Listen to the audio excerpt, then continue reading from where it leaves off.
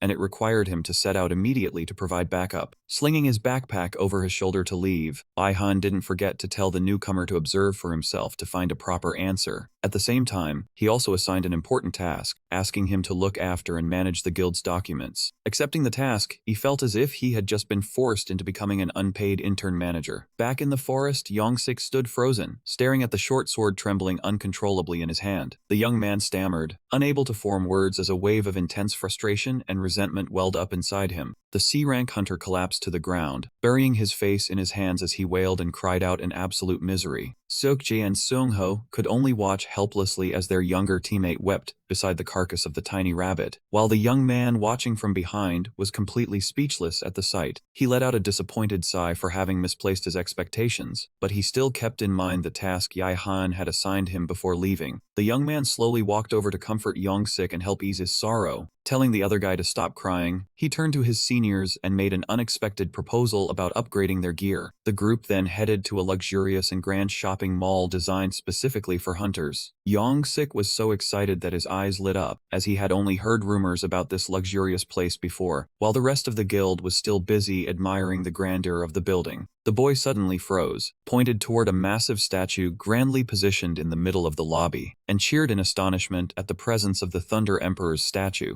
Standing before the majestic statue of the legendary hunter, Yongsik admired and wished he could meet the Thunder Emperor just once. Witnessing his teammates' naivety, Songgu could only stand there, completely helpless. Wondering if the others still didn't know his true identity, Masayoshi stole a glance and clicked his tongue, thinking that Yongsik was simply too oblivious. The guild master immediately turned to pat the young man on the shoulder and thank him, because thanks to him, the guild had just received a massive upgrade grant from the association. Staring intently at his phone screen, Masayoshi was so shocked that he could hardly believe his own eyes. He almost dropped his phone when he saw the notification showing the sponsorship amount had reached a whopping 10 billion won. He casually replied that this was just a small token of his appreciation for them letting him join the guild. He temporarily brushed aside his doubts about why the Thunder Emperor joined this guild, telling himself that simply being able to fight alongside him was more than enough. The magic swordsman smiled faintly, excitedly suggesting that the whole group go pick out new weapons to prepare for their upcoming hunts. Just as he stepped into the shop, Yongsik was drawn to a gleaming sword inside a glass display case. He pressed his ear against the glass mysteriously, excitedly wondering if this was the rumored ego sword that possessed a soul. Meanwhile, Seungho excitedly picked up a massive greatsword, planning to switch his combat style to a magic swordsman to look cool. In stark contrast to his junior's excitement, Guildmaster Masayoshi only held up a crude axe and asked the staff if it was the cheapest item in the store. Seokji cheerfully called him over to pay since the team had finished choosing. Looking at the bizarre pile of equipment in his senior's hands, the young man could only hold his head and sigh in frustration. He demanded that everyone put that pile of garbage down. His words shocked all three of them, causing them to yell out in unison, while he stood there helplessly, not knowing where to start explaining to these ignorant teammates. He turned to explain to Eonsik that no high-grade ego weapon would ever be openly sold in a shopping mall. Despite the other guy insisting he heard a voice calling to him, he remained absolutely firm in his stance. Turning to Seungho, he bluntly pointed out the mistake of choosing that greatsword, as it would completely ruin his advantage in speed and mobility. He then looked at the guildmaster's crude axe and mockingly asked where he planned to go chop firewood. Hearing this, Seokji could only scratch his head in embarrassment, explaining that he wanted to maximize their budget savings. Even so, the three of them stubbornly defended their view that hunters could still grow stronger without spending too much money on expensive equipment. He coldly threw cold water on their claims, asserting that if they kept that mindset, they would be stuck in the low ranks forever, because a hunter's talent must always be paired with a matching weapon. Seungho immediately shot back, claiming that he had carefully weighed his options and thought it through before deciding to choose this greatsword. He recalled the moment he almost lost his life in the life-or-death battle against the B-rank boss last time, all because he lacked a decisive finishing blow. He emphasized that this was the reason he needed a heavy weapon to make up for his lack of damage output. Hearing the mention of that past dramatic battle, he suddenly fell into deep thought. Looking straight into his senior's eyes, he asked a very pointed question. How on earth did they manage to defeat that B-rank boss, when the guild's overall strength was clearly not up to the task? Seung-ho snapped back defensively, while Yongsik immediately chimed in to remind the newcomer that even though they might seem ordinary, they were all capable hunters. Guildmaster Sokji silently admitted that a C-rank guild defeating a B-rank boss was indeed hard to believe, while Seung-ho sighed and confessed that, without the support of the thunder god Aihyun, that victory would have surely been just a dream. Hearing that familiar name, he suddenly froze mid-stride. His hands instantly clenched into fists as an indescribable wave of irritation welled up inside him. The magic swordsman's mind was now filled with utter disappointment, realizing that the entire guild had fabricated their own achievement, when in reality, they were just riding on the coattails of the Thunder Emperor. He stared coldly at the backs of the teammates standing in front of him. He wondered to himself why a top-tier legend like Aihyun would ever deign to associate with such useless and weak people. He coldly muttered that he would choose the right weapon for each of them, then slowly walked away with a look of clear contempt on his face. The young man's sudden change in attitude left the other three bewildered, with the guildmaster anxiously wondering if he had accidentally said something to offend him. Meanwhile, Seung-ho and Yongsik were still arguing over whether he was angry, or if he actually just looked down on the guild's capabilities. Then suddenly, a familiar figure loomed behind them out of nowhere, accompanied by a sarcastic greeting. Richard Bell's arrogant laughter shattered the atmosphere as he casually hurled insults, calling the entire guild a bunch of filthy beggars who had no right to show their faces in this luxury mall. Seeing the arrogant guild master of the Polar Bear Guild, all three hunters were completely taken aback. Without giving them a chance to react, Richard continued his harsh mockery, asserting that low-lifes like them had absolutely no business being in such a high-class place. He half-heartedly asked about their well-being in a fake manner, then wondered why Yongsik was walking alone without any sign of his old teammates. Responding with a cold, knowing smile, Yongsik softly remarked that Richard used to be the senior brother he admired the most. However, Yongsik's eyes suddenly turned cold and filled with killing intent as he growled, asking why that traitor had turned into such a hopeless piece of trash. He fiercely exposed the truth about the gate incident years ago, when Richard ruthlessly left all the members to die just so he could escape alone. He yelled in rage, demanding to know how someone who trampled on his teammates' trust could ever have the right to be a guild leader. Having his sore spot hit and his crimes exposed, Richard immediately lost control and flew into a rage. His face contorted with anger, he instantly unleashed a devastating punch straight at Yongsik to silence him. But suddenly, a steady hand stopped the violent attack right in front of him, leaving everyone who witnessed it in utter shock. The one who stepped in to block it was none other than Guildmaster Masayoshi. With a resolute and resentful expression,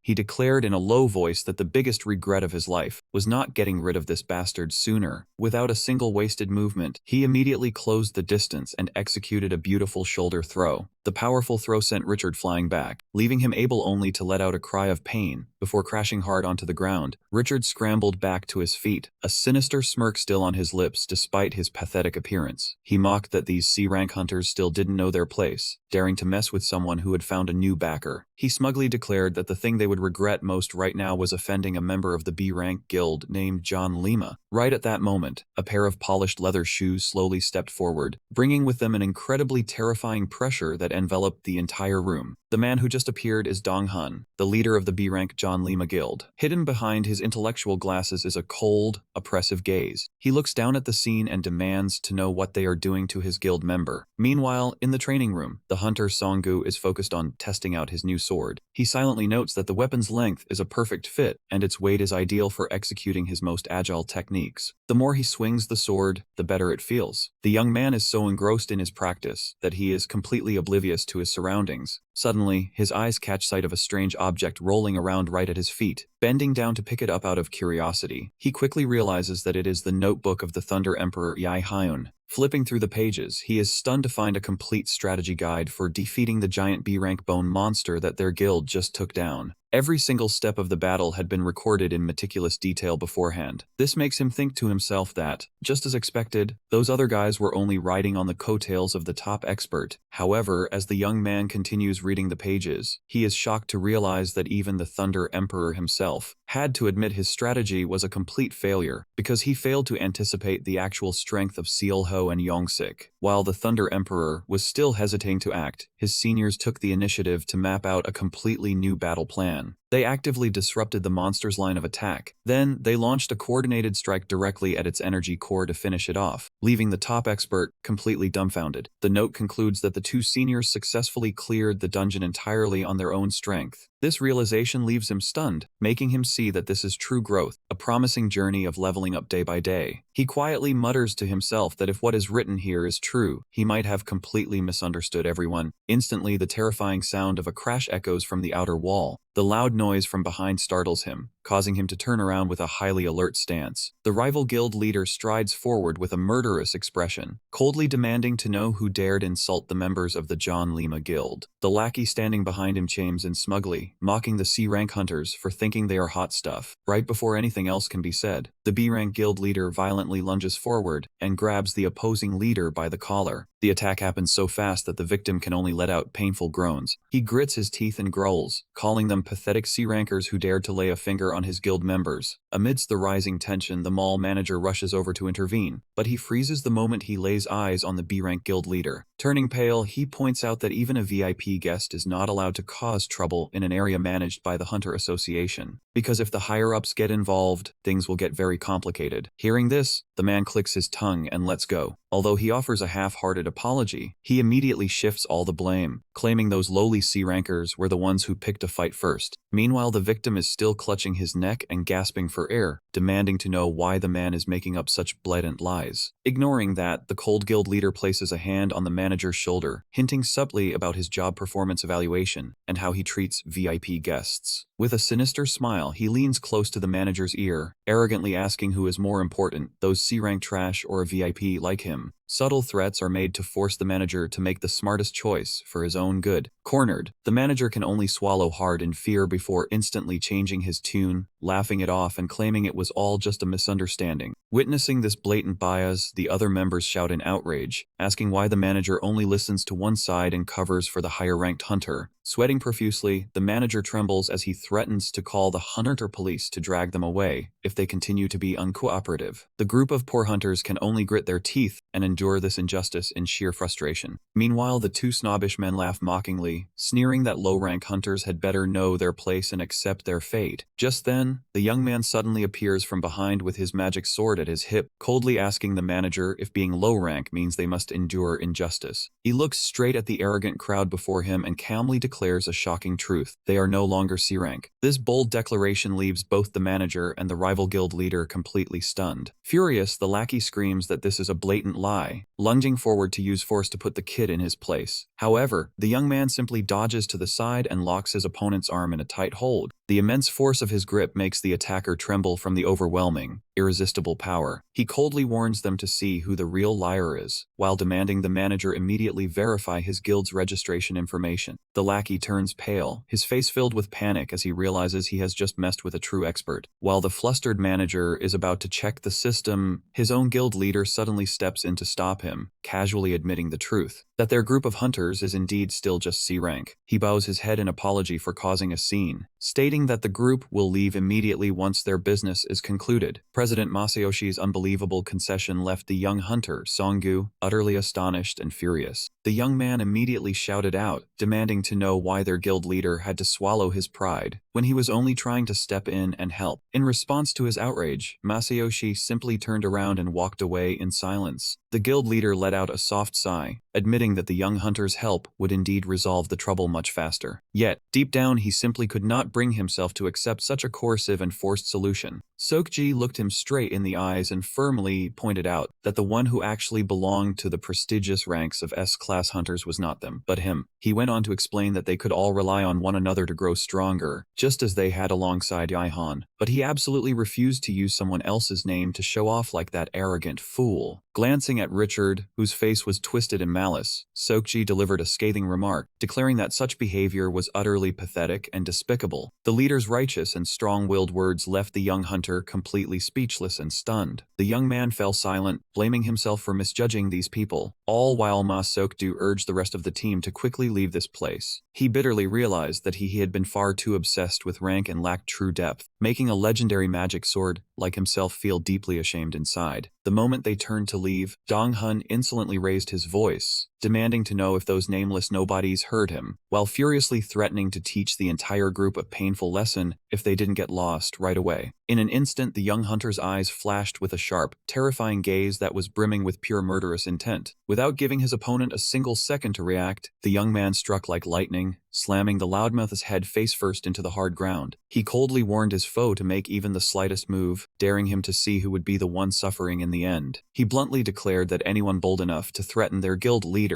right in front of him deserved to be neutralized on the spot. Seeing Dong-hun cowering in sheer terror, Masayoshi couldn't help but call out the young hunter's name in a panic. In response, he turned to Seokji with a questioning look, silently asking if there was anything wrong with him stepping in to help. While the others were still trying to process the situation, Richard Bell suddenly drew a razor-sharp blade and lunged forward in a frenzy, aiming for a cheap sneak attack from behind. He roared like a maniac, demanding that every single one of these bastards pay with their lives. However, the guild leader quickly spotted the danger and delivered a precise, crushing blow that instantly brought the fat pig down. He easily slammed the massive brute onto the floor, leaving him wailing in agonizing pain. Pinned flat against the ground, Richard screamed like a madman, demanding that the manager call the hunter police force right away to throw Masayoshi's entire group behind bars. He wanted this entire bunch of thugs kicked out of the premises immediately. Standing nearby, the store manager was trembling violently, sweat pouring down his face in the suffocatingly tense atmosphere. However, the moment he recognized the true identity of the man standing before him, his attitude did a complete 180-degree turn. He quickly bowed his head to the floor in absolute shock, frantically apologizing and cursing his own blindness for not recognizing the esteemed guest sooner. Upon hearing that powerful, legendary name, Richard Bell froze in his tracks, his eyes bulging as he struggled to believe what his ears had just heard. Despite his opponent's absolute terror, the young man maintained a completely calm and cold expression. He spoke in a quiet voice, telling them not to worry since he understood the situation completely, but his tone instantly turned ice cold as he made a specific demand. The young man pointed his finger directly at Richard and Dong-hun. He then ordered the manager to handle these two pieces of trash on his behalf and give them the harshest punishment possible. With that settled, he turned and urged the seniors of the House of Harmony Guild to quickly head out of the store. They left behind the two previously arrogant men, who were now groveling on the floor and repeatedly slamming their heads against the ground, begging in vain for mercy. The young hunter casually walked back to the group, announcing that he had chosen the perfect gear for each of them, which left Yongsik utterly amazed at how quickly this newcomer worked. Together, the team strode past the massive, majestic statue of the Thunder Emperor, which stood tall right in the center of the main lobby. The young man looked up at the colossal statue, unable to stop wondering what could have driven a living legend like Aihan to hide away in such an unusual guild. Right as he was losing himself in thought, Yong-sik's loud voice suddenly snapped him back to reality. Hearing his senior curiously ask if the sword he just found really possessed a soul, he only offered a mysterious smile, without giving a straight answer. Seung-ho quickly brushed the question aside, telling Yongsik to stop spouting nonsense so the team could finally get moving. Even though his junior insisted he had heard a voice coming from the weapon, Seung-ho joked that even a spiritual sword would choose someone wise, rather than picking a dummy like him. Watching the members playfully banter with each other, he smiled warmly, thinking to himself that he had truly found an incredibly fun guild to call home. Meanwhile, back at the guild office, a courier had just delivered a highly mysterious letter. Spotting the envelope lying on the floor, Ma Seokdu figured it was probably just a receipt for the weapons they had purchased earlier. But as soon as he picked it up, the elegant and luxurious design of the envelope made it clear that this was no ordinary delivery document. But the moment he opened the letter and scanned the words inside, the look on his face shifted instantly.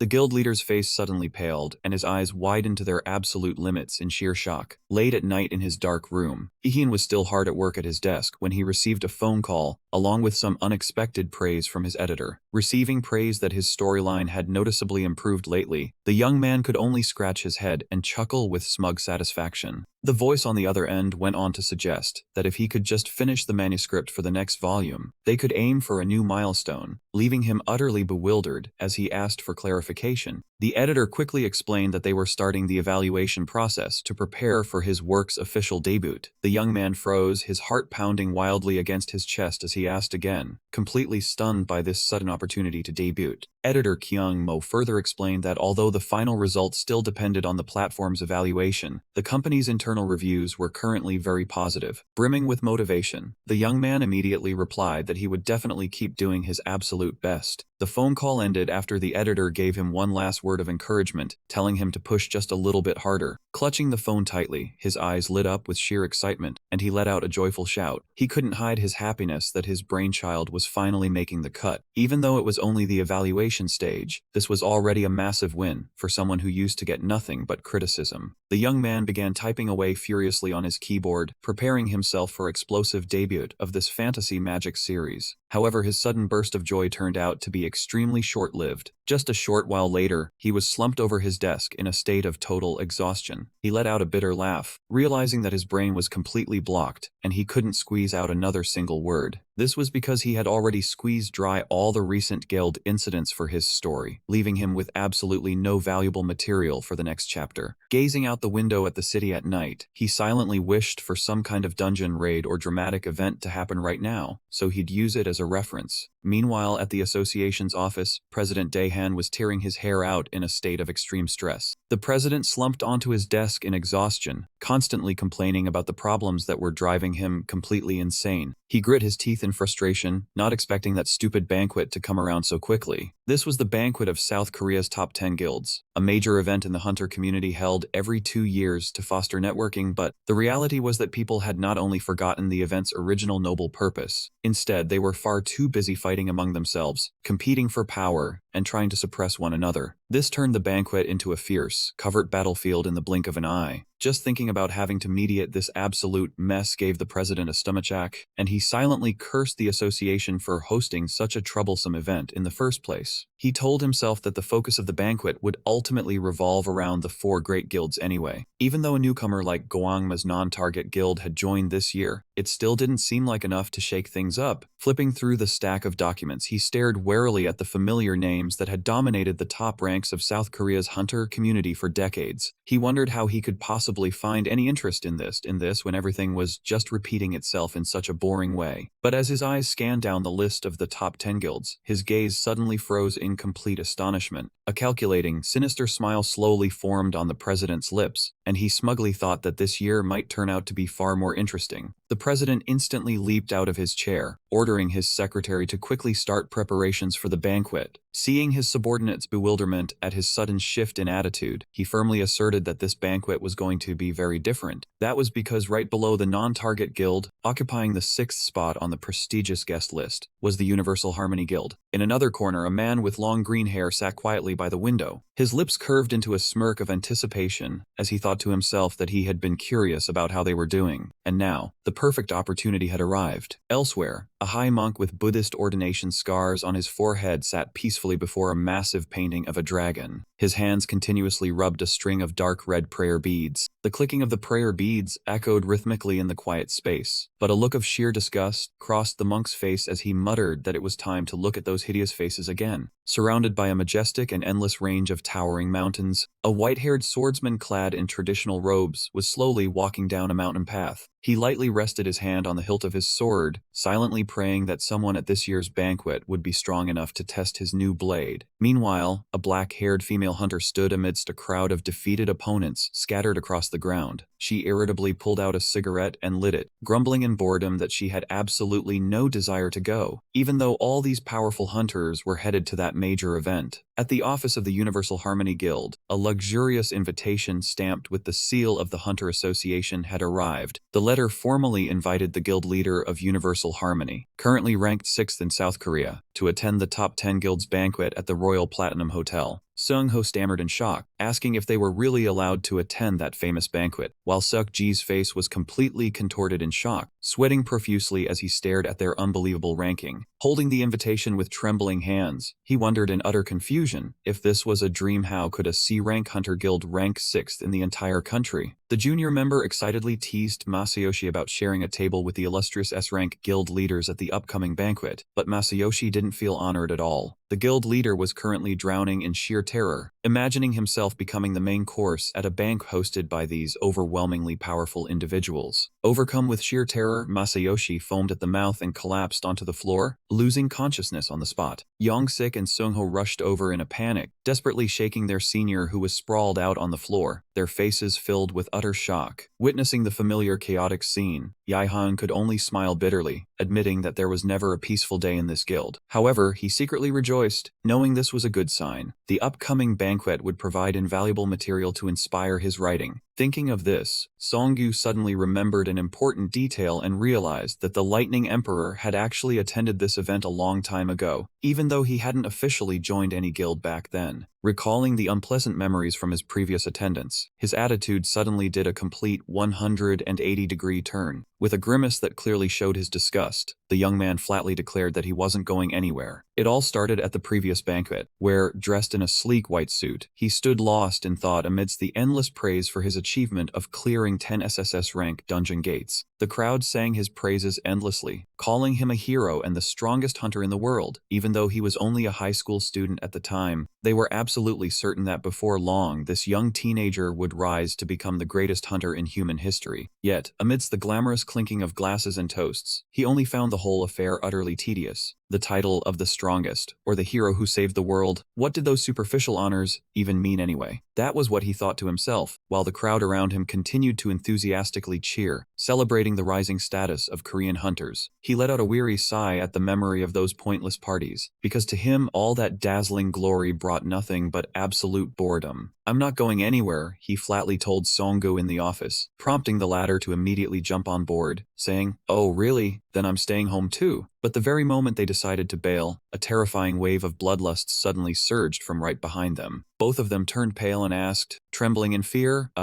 when did you wake up?" The guild leader growled, demanding an answer. "How do you think our guild made it to S rank? Thanks to whom did the Harmony in All Affairs Guild reach number 6 on the Korean leaderboard, huh?" Under the intense pressure from the big boss, he stammered, explaining that he had been a bit busy lately. But Seok-ji roared in a fury, "Even if you don't want to, you are going to this banquet. Do you hear me?" With his face contorted in anger, he demanded one last time, "Are you going or not?" At this point, the two of them could only cling to each other and cry out, "We'll go! Of course we have to go!" Yeah, smart choice. Witnessing the guild leader's wrath, they could only hold on to each other, trembling violently in absolute terror. After Masayoshi left, he leaned back warily on the sofa, his eyes spacing out as he subconsciously recalled unpleasant events from his past. He sighed and told himself that there was no other choice. Since things had turned out this way, he might as well use the opportunity to gather some material for his writing. The banquet of the major guilds officially opened at a luxurious hotel with a long red carpet. Camera shutters clicked continuously as reporters gathered to capture the arrival of high-profile figures, everyone working at high speed for fear of missing a hot scoop. The president of the Daehan Association was busy shaking hands and socializing with high-ranking officials, not forgetting to express his hopes for their enthusiastic support this year. After finishing welcoming the rank guilds, he wiped away beads of cold sweat warily, thinking to himself that the true main characters were about to make their appearance. Right at that moment, the S-rank guilds began to enter the grand hall. As soon as the announcement over the speakers ended, the atmosphere in the hall grew hotter than ever before. The president of Daehan held his breath and watched, thinking to himself that speak of the devil, and he shall appear. Leading the way was the second-ranked Paternong Guild, its hunters exuding a powerful, mythical aura while dressed in classic attire. Next was the fourth-ranked Nine Dragons sect, drawing everyone's attention with the arrival of their mysterious and profound high priests. Not to be outdone, the third-ranked Extreme King Guild exuded an elegant, otherworldly vibe, sporting long hair and pure white garments. Last in this group was the fifth-ranked Off-Target Guild, bringing together hunters clad in sleek, cool black suits that screamed modern style. The crowd of reporters couldn't help but marvel at the distinct class of the Big Four guilds, whispering excitedly about how the Off-Target Guild was continuously consolidating its solid position thanks to their reputation.